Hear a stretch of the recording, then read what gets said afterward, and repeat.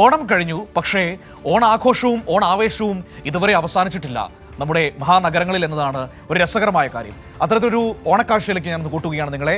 ഓണാവേശം വാനോളം ഉയർത്തി മഹാനഗരം. മുംബൈയിൽ വിവിധ മലയാളി സംഘടനകളുടെ ആഭിമുഖ്യത്തിൽ സംഘടിപ്പിക്കുന്ന ഓണാഘോഷ പരിപാടികളെ പ്രകീർത്തിച്ച് മഹാരാഷ്ട്രയിലെ ജനപ്രതിനിധികളും പ്രദേശവാസികളും. മറുനാട്ടിൽ ജീവിക്കുമ്പോഴും മാതൃഭാഷയും സംസ്കാരവും ചേർത്ത് പിടിച്ചാണ് ജാതി മതഭേദമന്യേ മുംബൈ മലയാളികളുടെ ഓണാഘോഷങ്ങൾ. താനെ ആസ്ഥാനമായി പ്രവർത്തിക്കുന്ന ഗ്രാമം സംഘടിപ്പിച്ച ഓണാഘോഷം ശ്രദ്ധേയമായി. ഒരു പതിറ്റാണ്ടിലേറെയായി താനെ ഗവൺമെന്റ് റോഡ് മേഖലയിലെ മലയാളികൾക്കിടയിൽ ജീവകാരുണ്യ പ്രവർത്തനങ്ങൾക്ക് മുൻതൂക്കം നൽകി പ്രവർത്തിക്കുന്ന സംഘടനയാണ് ഗ്രാമം. ഗ്രാമം സംഘടിപ്പിച്ച ഈ വർഷത്തെ ഓണാഘോഷ പരിപാടികളും ശ്രദ്ധേയമായി.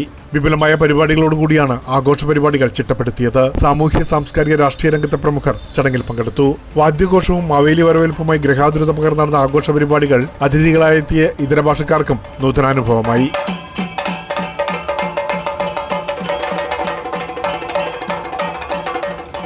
വനിതകളും കുട്ടികളും ചേർന്ന് അവതരിപ്പിച്ച വൈവിധ്യമാർന്ന കലാപരിപാടികൾ അരങ്ങേറി. ഒന്നിനൊന്ന് മെച്ചപ്പെട്ട കേരളീയ കലകൾ കൊണ്ട് സമ്പന്നമായിരുന്നു ഓണാഘോഷവേദി. വിവിധ മേഖലകളിൽ കഴിവ് തെളിയിച്ച കുട്ടികളെ ചടങ്ങിൽ അനുമോദിച്ചു. ഓണാഘോഷ പരിപാടികൾക്ക് മുന്നോടിയായി സംഘടിപ്പിച്ച പൂക്കള മത്സരത്തിലെ വിജയികളെ പ്രഖ്യാപിക്കുകയും അനുമോദിക്കുകയും ചെയ്തു. കൊങ്കൺ യാത്രാവേദി ചീഫ് കോർഡിനേറ്റർ KY സുധീർ മുഖ്യാതിഥിയായിരുന്നു. President TP Jose, secretary Janadev തുടങ്ങിയവർ നേതൃത്വം നൽകി. ഗ്രാമത്തിന്റെ ഓണാഘോഷം താനെ മലയാളികളുടെ ഐക്യത്തിന്റെയും കൂട്ടായ്മയുടെയും ആഘോഷമായി മാറി. പ്രേംലാൽ, കൈലി ന്യൂസ്, മുംബൈ.